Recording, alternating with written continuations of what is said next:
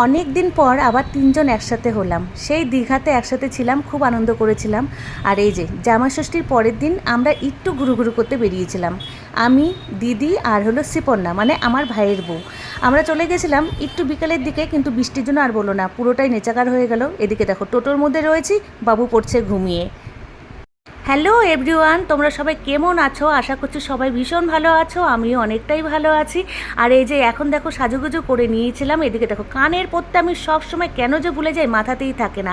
আর এদিকে বাবুকে রেডি করে দিচ্ছিল দিদি, আমরা একটুখানি বেরোবো বলে। দিদি পরেছিল শাড়ি, ও শাড়ি পরতে খুব ভালোবাসে, আমারও ভালো লাগে, কিন্তু পরে আমি ঠিক মানে সামলাতে পারি না, সেই কারণে আর শাড়ি পরা সবসময় হয় না। আর এই দেখো এখানে বসে রয়েছে মা।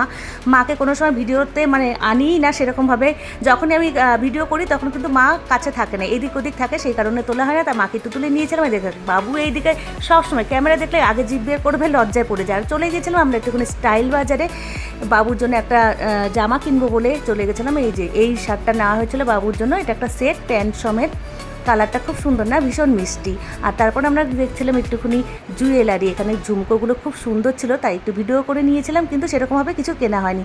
তারপর আমরা চলে গেছিলাম কেক আনতে। সেদিন আমার মেয়ের বার্থডে ছিল, ওকে অনেকবার বলেছি আমাদের সাথে আসার কথা, ও কিন্তু আসতে রাজি হয়নি। তারপর আমরা চলে গিয়েছিলাম এই যে একান্ত আপনে, যেখানে খুব ভাইরাল হয়েছিল চাকদার একান্ত আপন ঝরে ঝরে পড়ছে বিরিয়ানি। তো সেই দাদাভাইয়ের সাথে একটু কথা হলো, তা উনিও বারবার করে বলেছিল যে এর পরের দিন এসে বসে খেয়ে যাওয়ার কথা। তো মেয়ের জন্যই শুধু নিচ্ছি বিরিয়ানি, আমরা সেদিন কেউই বিরিয়ানি সেরকমভাবে খাবো না বলে নিইনি।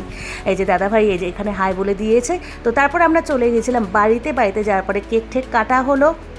মেয়ে বললাম না, মেয়ে ক্যামেরার সামনে একদম আসতে পছন্দই করে না, সেই কারণে মেয়েকে আর তোলা হয়নি। কেক কাটার পরে বাবু একটু চেটে দেখছিল কেকটা কীরকম।